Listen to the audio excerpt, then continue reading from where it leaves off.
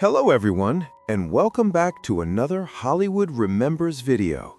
Today, we're going to pay a heartfelt tribute to the American stars we've recently lost, as well as other beloved figures around the world who have touched our lives. Before we begin, if this content resonates with you, please leave a like. It helps the channel continue bringing you tributes made with respect and care. Thank you for being here. Now, let's begin. He was known as the founder of Swishahouse, a DJ, a tastemaker, and one of the people who helped define the sound of Houston hip-hop. On Friday, January 30th, his family confirmed that Michael Watts had passed away.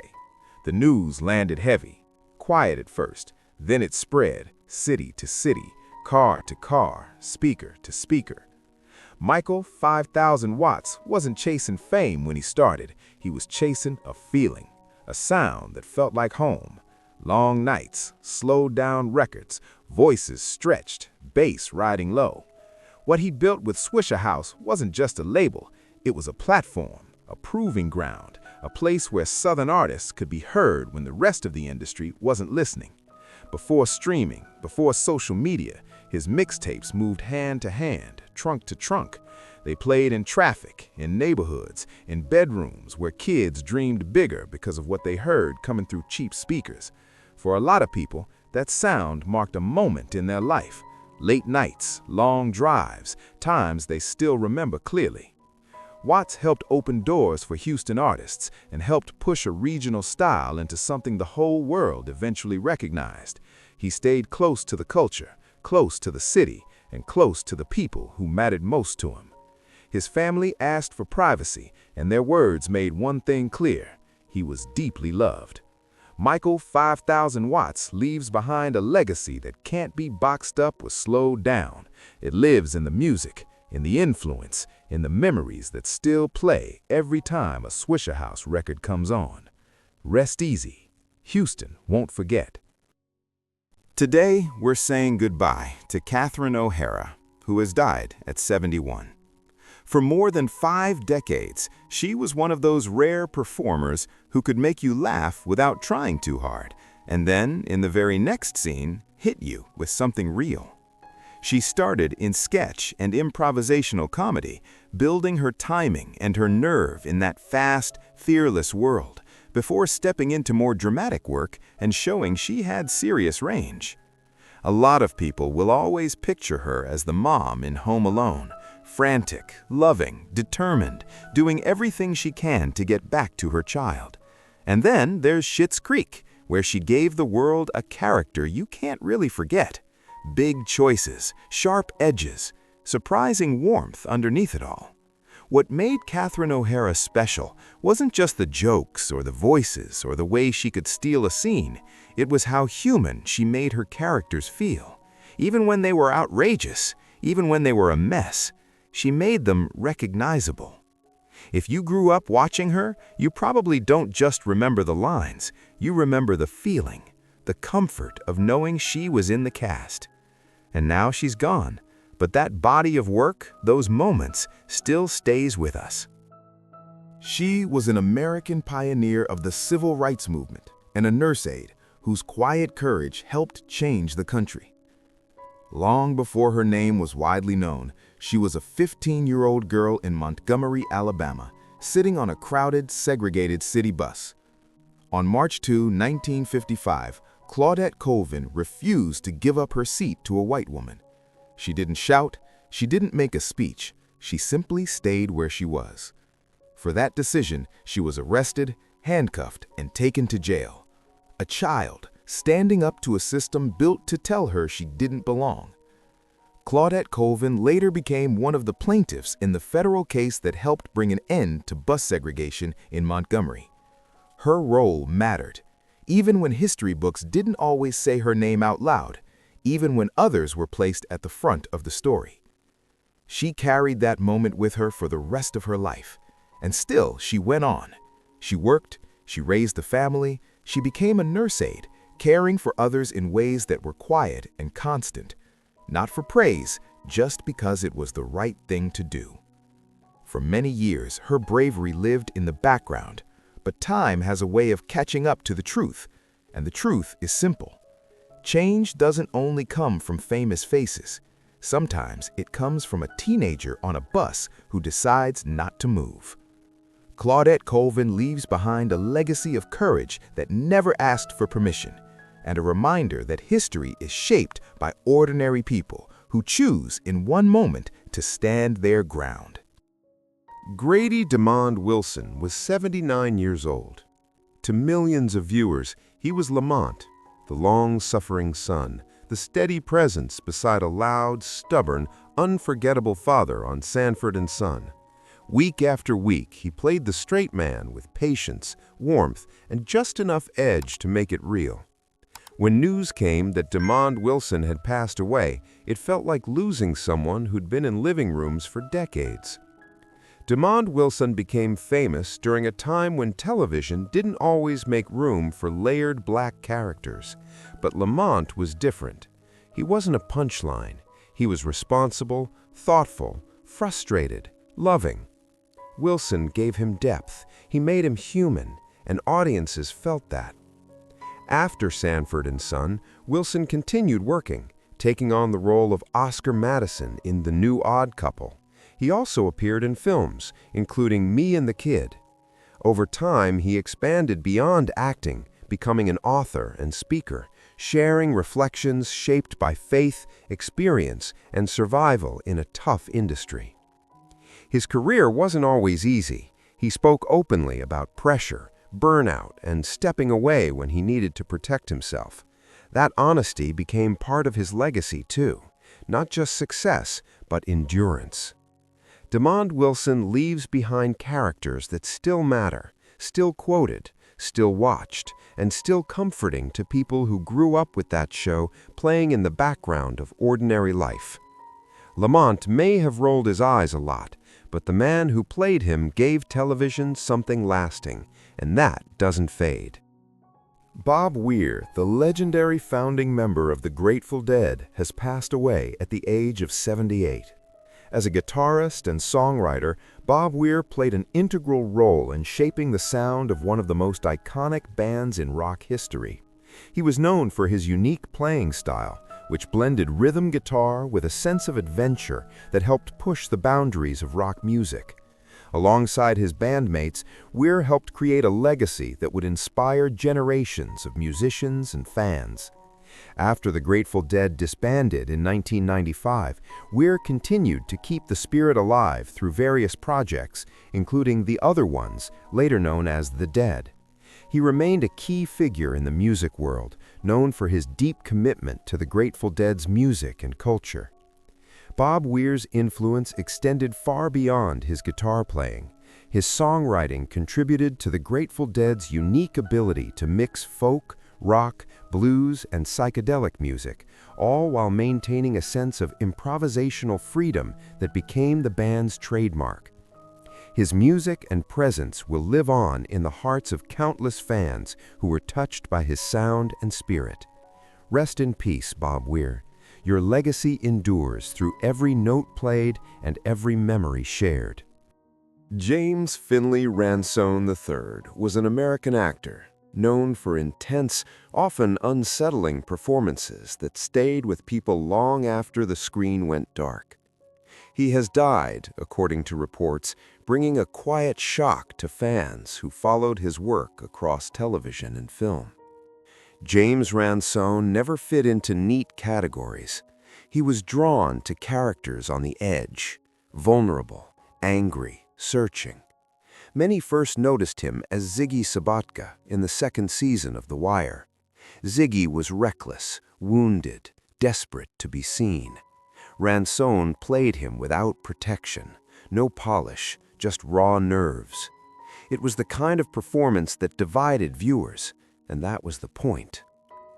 Over the years, he kept choosing difficult roles, in war stories, in crime dramas, in horror. He later reached a wider audience through the It Chapter 2 films, where he brought humor, fear, and fragility into a genre that often flattens characters.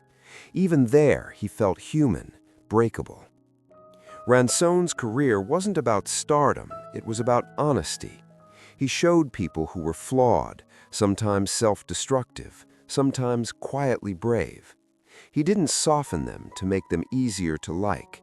He trusted the audience to sit with discomfort. Those who worked with him often spoke about his commitment, how deep he went, how seriously he took the craft. James Ransone leaves behind a body of work that rewards attention, performances that still feel alive, still challenging, still real. He may be gone, but the characters he gave us continue to linger, uneasy and unforgettable. Born Gilbert Cyril Gerard, he was an American actor best known for stepping into the role of Captain William Buck Rogers and carrying viewers into the future during the late 1970s and early 80s. When word came that he had died, it stirred memories for people who remember gathering around the TV, ready for adventure, imagination, and a little escape from the everyday. Gil Gerard became a familiar face through Buck Rogers in the 25th Century, which ran from 1979 to 1981. He played Buck with confidence and charm, mixing heroism with humor in a way that made the character approachable. He wasn't distant or untouchable. He felt like someone you could root for, someone learning as he went, even in a far-off future. At a time when science fiction on television was finding new audiences, Gerard helped make the genre feel welcoming. The show wasn't just about spaceships or gadgets, it was about curiosity, courage, and the idea that people could adapt no matter how strange the world around them became. Outside that iconic role, Gerard continued acting and remained closely associated with the character that defined a chapter of television history. He embraced that connection rather than running from it, understanding what it meant to fans. Gil Gerard leaves behind more than a single role. He leaves behind a sense of wonder, a reminder of evenings spent dreaming a little bigger. For many, Buck Rogers wasn't just a show, it was a doorway, and Gil Gerard was the one who opened it. There was a time when the name Billy Ray Cyrus meant one thing: a mullet, a dance, a song you could hear from a pickup truck 3 counties away. It sounded simple, almost silly, and that was the problem. In the early 1990s, Billy Ray didn't just have a hit. He had the hit. Achy Breaky Heart wasn't another country single climbing the charts. It was everywhere. Wedding receptions, high school gyms, late-night TV, even people who hated country music knew the lyrics by accident. What most people forget is how fast it happened. One record, one moment. And suddenly, he wasn't just an artist anymore. He was a caricature people felt entitled to laugh at. Behind the scenes, it didn't feel like a joke. Billy Ray Cyrus had grown up in Flatwoods, Kentucky. Not glamorous, not strategic. A coal country background where music wasn't a brand. It was survival or escape, depending on the day. He played bars, he slept in cars, he chased Nashville the same way thousands of others did, believing that if you stayed stubborn long enough, someone would finally listen. When they did, it came with a price no one warned him about. By the time Achy Breaky Heart hit #1 in 1992, industry doors were open. But respect?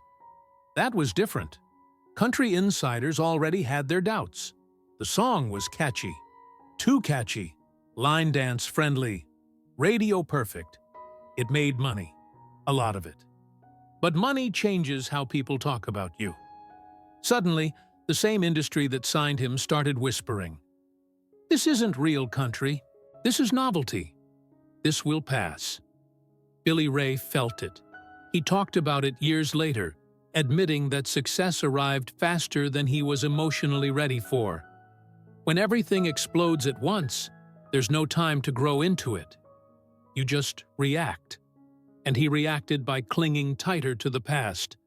He kept the look, kept the sound, kept touring the song people expected to hear. Because once an audience decides who you are, changing that image becomes an uphill fight. And Billy Ray learned early that the crowd didn't want evolution. They wanted the same thing, over and over.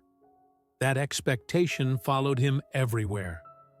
In Nashville meetings, producers talked around him, not with him. In interviews, questions circled back to the same single. Late-night hosts treated him like a punchline before he even spoke. That kind of attention doesn't fade quietly. It seeps in. It starts shaping decisions. By the late 1990s, Billy Ray was already dealing with something harder than criticism. He was becoming invisible inside his own career. New albums came out. Radio interest faded. The industry moved on. But the public memory stayed locked on one track. At home, things weren't steady either. Fame didn't arrive as a shared experience. It arrived like a force that pulled him away while the rest of life stayed put. Long tours, long absences, long stretches of being more recognized by strangers than understood by the people closest to him. That imbalance matters, even when no one says it out loud. Years later, people would talk about his family life as if it unfolded in public. It didn't. Not at first. But pressure has a way of surfacing cracks. And when a name becomes famous enough, privacy stops being optional. Then came television. In 2006, Billy Ray entered millions of homes again. This time as a father figure on a Disney Channel show, Hannah Montana turned his real-life daughter into a global star. Overnight, the public narrative flipped. He wasn't the one-hit wonder anymore. He was Miley Cyrus's dad. That label stuck even tighter. He supported her. He protected her, at least publicly. But that shift did something subtle. His own identity slipped further into the background. Interviews focused on parenting, on control, on whether he could manage fame this time through his child. And control is a dangerous word. Because behind closed doors, no family adjusts to fame at the same speed, especially not when the spotlight is brighter the second time around. Mistakes feel larger. Disagreements feel permanent. Silence feels suspicious. By the time Miley's image changed in the early 2010s, Billy Ray was already losing ground in the public conversation. Support statements were dissected. Quotes were pulled apart. Moments of distance were treated as evidence. None of this happened in a vacuum. Country radio had moved on. Pop culture had sped up. The industry that once pushed him forward no longer waited. And Billy Ray, now older, carried a reputation shaped by choices made decades earlier. People saw fragments, not context. And that's how his story entered its most fragile phase. Not with a scandal, not with one bad decision, but with accumulation. Little fractures, missed timing, a name that never stopped echoing one song. And at 64, that echo is still there. Not loud anymore, just constant. Fame doesn't usually return. When it does, it rarely asks permission. By the mid-2000s, Billy Ray Cyrus had already lived through one full rise and fall. He knew what hype looked like. He knew how fast it vanished. What he didn't know was what it felt like to experience fame again. This time, standing slightly to the side. Hannah Montana wasn't built as a comeback vehicle. It wasn't meant to restore his credibility or relaunch his music. It was a family show. Bright colors, clean jokes, safe songs, a controlled universe, at least on the surface. Inside that world, Billy Ray played a dad who lived a double life. Famous singer by night, normal parent by day. The irony wasn't lost on anyone paying attention, least of all him. Because in real life, there was no switch to flip. Disney success is loud in a very specific way. It spreads fast. It reaches younger audiences first. parents follow. Then media outlets pile on, trying to explain why a country singer from Kentucky was suddenly part of a teen empire. The narrative quickly simplified itself. He wasn't a musician again. He wasn't a survivor of a brutal industry cycle. He was the dad. And labels, once assigned, rarely loosen. Behind the scenes, the pressure felt different than it had in the 90s. Back then, expectations were external. Sales numbers, radio spins, touring demands. This time, the stakes were internal. Protect the child, guide the image. Don't let things slip. That's a heavy responsibility to carry when the spotlight is still burning hot. Publicly, Billy Ray defended his daughter. Over and over. He talked about boundaries, about family, about trying to keep things grounded. The words were measured, sometimes careful, sometimes clearly reactive. But language has limits. As Miley grew older, the machine around her expanded. Fashion, music, branding. Decisions started moving faster than anyone could coordinate. The industry doesn't pause for family discussions. It moves toward opportunity, not comfort, and timing matters. When her image began shifting around 2012 and 2013, the reaction was immediate. Headlines sharpened. Interviews hunted for blame. Billy Ray's comments, even the cautious ones, were treated like admissions or warnings depending on who was reading. Some interpreted concern. Others saw control. Many saw conflict where silence existed. That's the problem with distance. People fill it in for you. Around this time, cracks inside the family stopped being hypothetical. They became visible, not always explained, not always addressed, just present. Billy Ray would later acknowledge mistakes. He spoke about not always handling things the right way, about confusion, about communication breaking down. Those statements came slowly, and not always at the moment the public wanted them, which made the silence louder. Professionally, his own music drifted further from relevance, while his daughter's career reinvented itself repeatedly. His attempts to re-enter serious musical conversation landed softly. No backlash, no excitement either. That kind of quiet is dangerous. It's not failure, it's erosion. Country radio wasn't waiting. Streaming culture didn't need him. Nostalgia still existed, but nostalgia doesn't invite growth. It invites repetition, and repetition traps you in older versions of yourself. Interviews from this period show a man navigating two different realities. One where he was proud, grateful, still working. Another where he sounded unsure of his position inside a family that had outgrown the structure he once tried to protect. Nothing exploded publicly. No singular moment. Just a gradual widening of space. By the mid-2010s, he wasn't asked as often. When he was, the questions weren't about music. They circled around parenting, around regret, around whether he would do things differently. That's not a place artists usually want to live. Then came the divorces.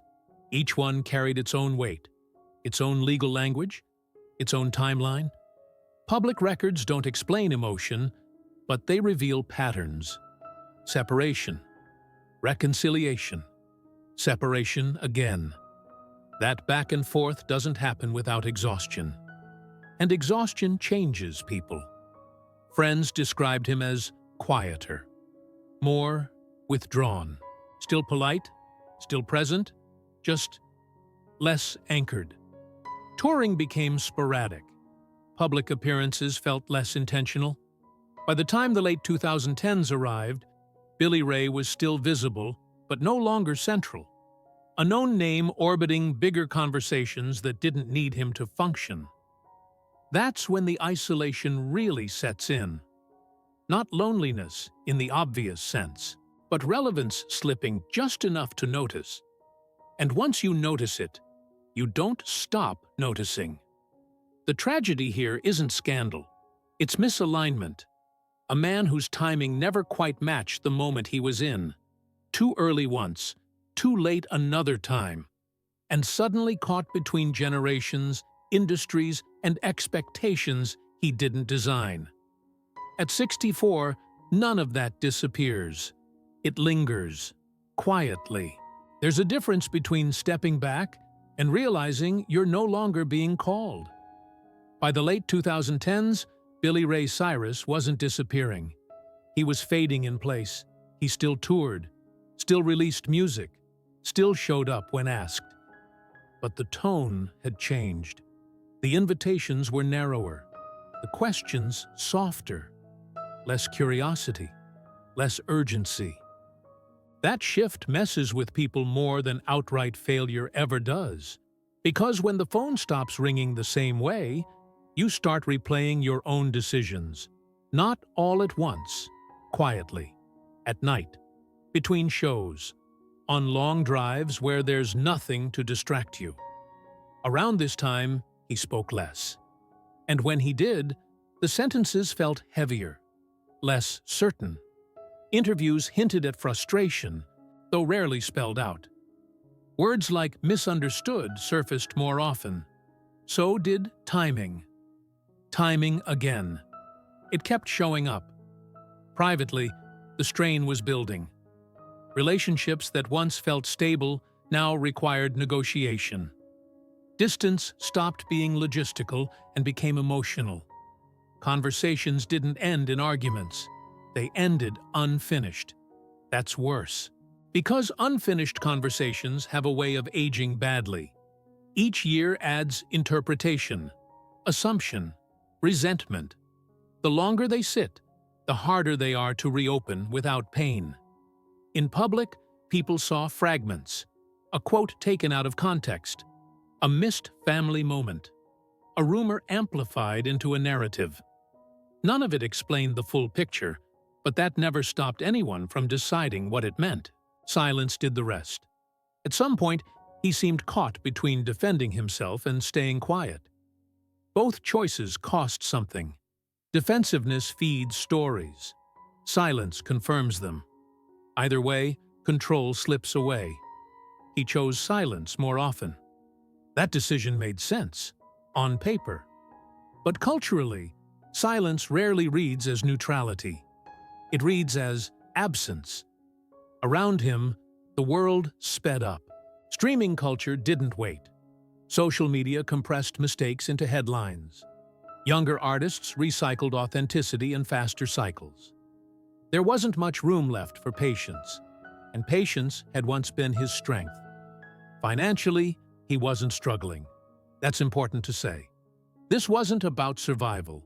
It was about position, about relevance, about whether anyone still wanted his voice outside nostalgia. That question lingers longer than people admit. His marriages reflected similar tension. Effort, distance, repair, separation. The pattern repeated often enough that outsiders stopped asking what happened and started assuming it always would. That kind of expectation lands heavily on anyone, especially someone whose identity was once tied to being steady, traditional, grounded. The contrast hurt. Friends later described a man who still cared deeply but trusted less. Less in people, less in processes, less in the idea that public clarity leads to private peace. And maybe they were right. By the time the early 2020s arrived, the erosion wasn't dramatic. It was cumulative, 1,000 small signs pointing in the same direction. Shorter appearances, fewer long interviews, more emphasis on faith, more references to exhaustion. Exhaustion doesn't always look like collapse. Sometimes it looks like restraint, saying less, wanting less, accepting that the version of yourself people ask for no longer exists. That realization doesn't explode. It sinks. And when it sinks in, people around you feel it before you say it out loud. The tragedy here isn't scandal or downfall, it's compression. A life with too many identities layered on top of each other. Artist, father, protector, relic, warning, punchline, symbol. No one functions cleanly under that weight. At 64, Billy Ray carries all of it. Not loudly, not dramatically, just constantly. A presence shaped by decades of adaptation. Some successful, others costly. The distance people see now didn't happen overnight. It grew, it settled, it stayed. Silence works, until it doesn't. For a long time, Billy Ray Cyrus relied on it. Not as strategy, more as instinct. When pressure grew, he stepped back. When narratives hardened, he waited them out. That approach had worked before, in the 90s, even in the early Disney years. But the landscape had changed. By the early 2020s, silence no longer froze stories in place. It fed them. Every gap invited interpretation. Every unanswered moment turned into assumption. And when enough assumptions stack up, they stop needing confirmation. This is where the rupture becomes visible. Not dramatic, not explosive, just unavoidable. Public records began doing the talking instead. Legal filings, relationship timelines, changes that no statement could soften. The kind of information that doesn't ask for permission before becoming public knowledge. Billy Ray didn't rush to explain any of it. He rarely does. But the absence of explanation carried its own weight, especially when contrasted with how open he had once been about family, faith, and responsibility. That contrast stood out. Around this time, his presence shifted.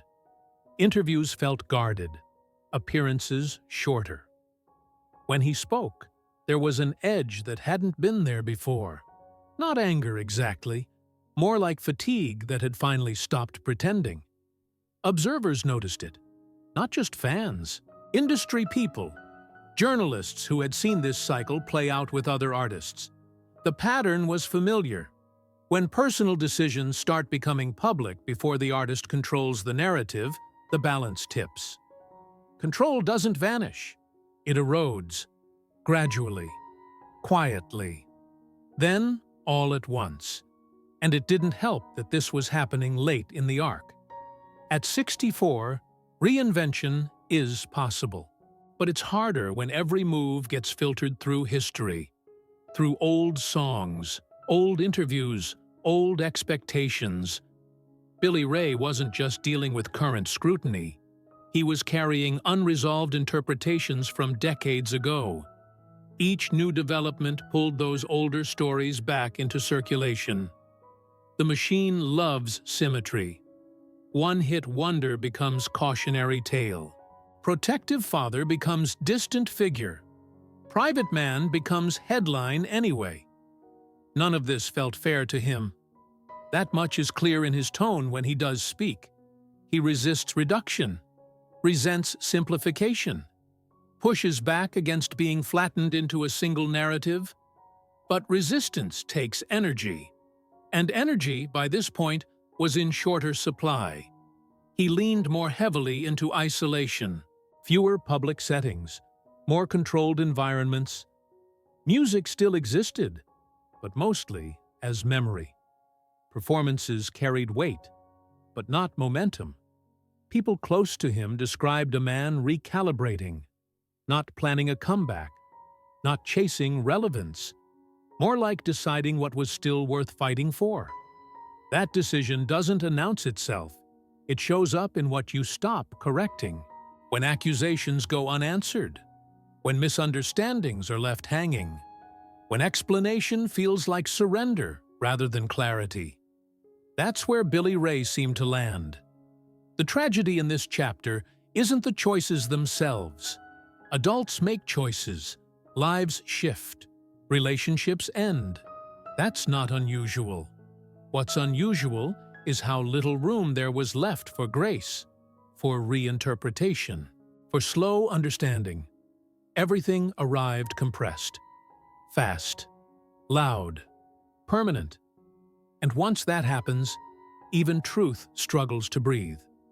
At this stage, Billy Ray Cyrus wasn't losing control in the dramatic sense.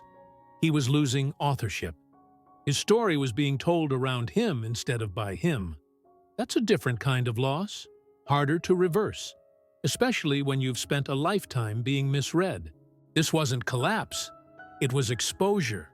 And exposure, when it comes late, feels harsher than failure ever did. Some pressure doesn't come from headlines. It comes from accumulation. By this point, the emotional cost wasn't tied to one event. It was layered. Years of being misunderstood, years of watching narratives solidify without your input, years of realizing that correcting the record no longer changes how it's received.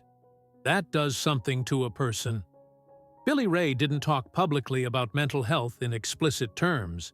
He never framed his experience that way, but patterns tell stories, words avoid. Withdrawal, shortened communication, a visible narrowing of his world.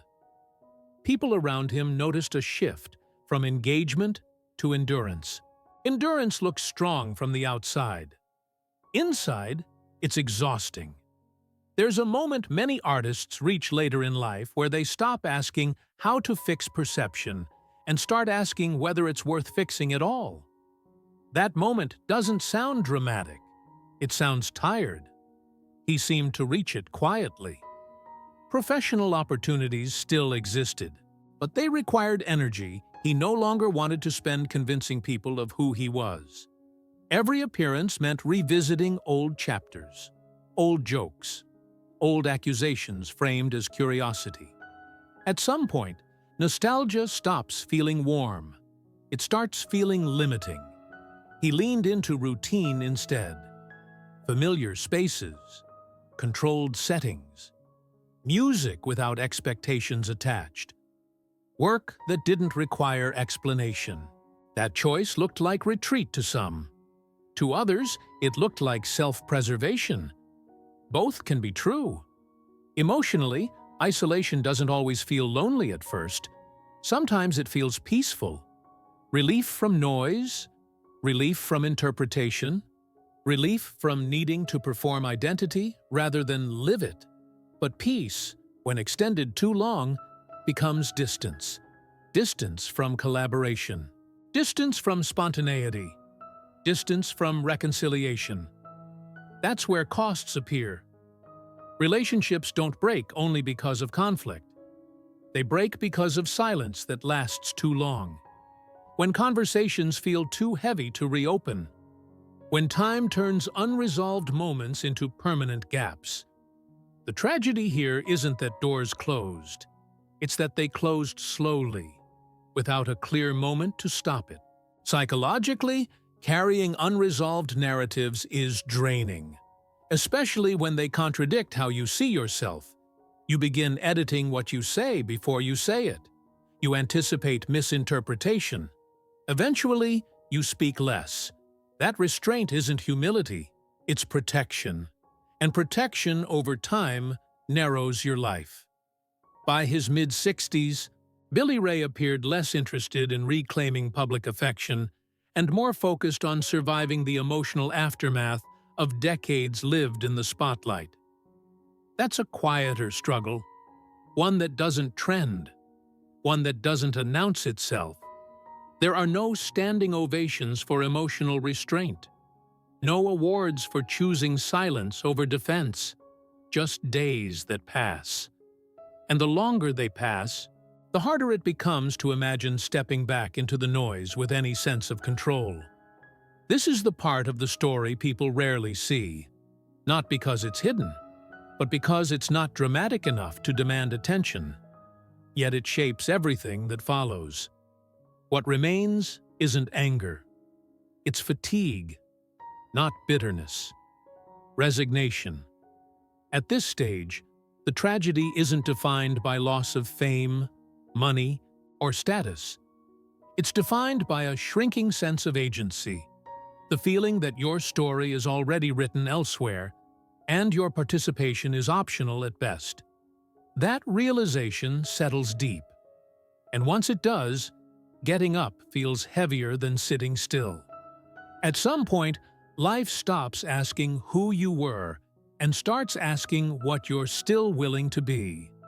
By the early 2020s, Billy Ray Cyrus wasn't living in crisis. That's important. Crisis implies urgency, chaos, panic. What surrounded him instead was quieter, more permanent, a narrowing. The spotlight didn't vanish. It softened. And that softness forced a reckoning most artists never talk about. When attention fades gradually, you don't get a clean ending. You get long pauses, empty space, time to think. Too much time, sometimes. This is where consequences stop being abstract. They turn practical. Who calls? Who doesn't? Which rooms still feel familiar? Which ones suddenly feel foreign? Music, once the constant, now arrived without pressure. No chase, no expectations, no urgency to prove relevance. That freedom sounds ideal. In reality, it carries an edge. Because when no one expects anything from you, momentum dies quietly. Billy Ray still performed, still wrote, still connected with audiences when he chose to. But there was no illusion anymore. These moments weren't building toward something larger. They stood alone. That changes how they feel. Legacy talk surfaced more often around him than plans. That's usually a sign. When conversations shift from what's next to what remains, it's not because the person wants it that way. It's because the world has decided where to place them. He didn't fight it. Instead, he leaned into personal order. Control over schedule, over surroundings, over what he would and wouldn't engage with. That decision stabilized things. It also isolated them. The cost became clearer here. Distance from family felt heavier now that time wasn't elastic anymore. Reconciliation, when delayed long enough, stops being a goal and starts feeling like disruption. Reopening old conversations threatens the fragile balance you've built. So you leave them closed. That choice protects the present. It mortgages the future. Publicly, Billy Ray avoided grand statements. No farewell tour, no dramatic confessions, no redemption arc. He let moments pass without framing them. That restraint read differently depending on the audience. Some saw dignity, others saw disengagement. Both missed something. Disengagement isn't indifference. It's fatigue reaching its limit. At 64, energy becomes a currency. You spend it carefully. You stop investing in situations with uncertain return. You choose peace over persuasion, even when persuasion might be warranted. That's the trade-off. The tragedy here isn't that he ran out of options. It's that many options no longer felt worth the emotional cost. That's a quieter loss than fame. Harder to measure, harder to explain, and it shows in the way someone occupies space. Less performative, more contained. Not bitter, not hopeful either. Just present. This is the chapter where people expect collapse, or revelation, or confession. None arrives. Instead, there's acceptance. Not peace, exactly. Acceptance that some chapters won't be rewritten, that some misunderstandings will age untouched, that some relationships may never fully return. Acceptance isn't victory. It's endurance refined. Billy Ray Cyrus didn't disappear. He settled into a version of life with fewer voices, fewer expectations, fewer demands. That's not nothing. For some, it's survival. For others watching from the outside, it feels unresolved. And unresolved stories tend to linger. Legacy is rarely decided by the person who lived it. It gets negotiated later, by distance, by taste, by whatever the moment happens to value. With Billy Ray Cyrus, that negotiation never settled. Ask one group, and they'll tell you he was a novelty act who never escaped his first hit. Ask another, and they'll talk about endurance, about surviving cycles that crushed others faster. Both answers contain pieces of the truth. Neither explains the full shape of it. That tension has followed him for decades. Country purists still debate his place in the genre. Some dismiss him outright. Others quietly admit the dismissal says more about the era than the music. Achy Breaky Heart became a symbol people argued with, not a song they listened to honestly. That kind of symbolism is heavy to carry, especially when you didn't ask for it. Culturally, he sits in an awkward space, too mainstream for traditionalists, too country for pop gatekeepers, too early for one generation, too fixed in time for the next. That in-between position is lonely. It doesn't come with champions. Artists who age well usually get reframed. Their work is rediscovered, recontextualized. Billy Ray never fully received that grace. His image stayed frozen in a single moment that people kept revisiting without curiosity. That freeze shaped how everything else was interpreted. His parenting, his silence, his retreats. Instead of reading actions in context, observers filtered them through a legacy they thought they already understood. That makes revision nearly impossible. And yet, beneath the noise, something did remain. Not accolades, not critical reevaluation, consistency. He worked. He showed up when he could. He didn't chase reinvention at the cost of coherence. He didn't burn bridges publicly. He didn't dramatize his own decline. That restraint won't headline retrospectives, but it matters. In private circles, stories sound different. Musicians talk about generosity, about professionalism, about a man who never treated success like entitlement. Those stories don't trend. They don't correct the record. They just exist. That's how legacies actually survive. Quietly. The public, meanwhile, keeps arguing about whether he mattered. That question reveals more about cultural impatience than artistic value. Because not every contribution reshapes a genre. Some simply mark a moment people weren't prepared to understand. Billy Ray marked one. Time hasn't softened the debate yet. But time rarely rushes to clarify.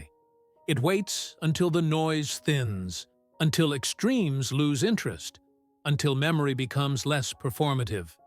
That process is slow. At 64, he's still inside it, still not fully dismissed, still not fully redeemed, still existing in the space between caricature and credit. That ambiguity frustrates people. They want clean arcs, rise, fall, redemption. This story refuses that structure, which may be the most honest thing about it. By the time someone reaches their mid-60s, explanations lose urgency. What remains isn't a need to be understood, but a need to keep living without constantly being translated. That's where Billy Ray Cyrus seems to stand now.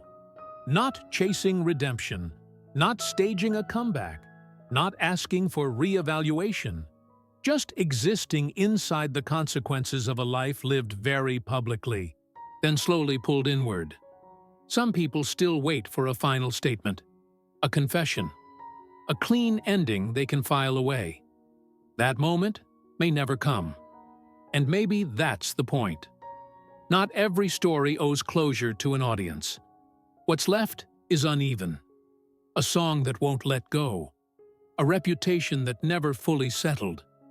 Relationships shaped by distance and time rather than headlines. A career that didn't collapse, but didn't resolve either. That kind of ending makes people uncomfortable, because it doesn't tell you what to think. It doesn't offer a lesson. It doesn't ask for forgiveness. It doesn't even argue back.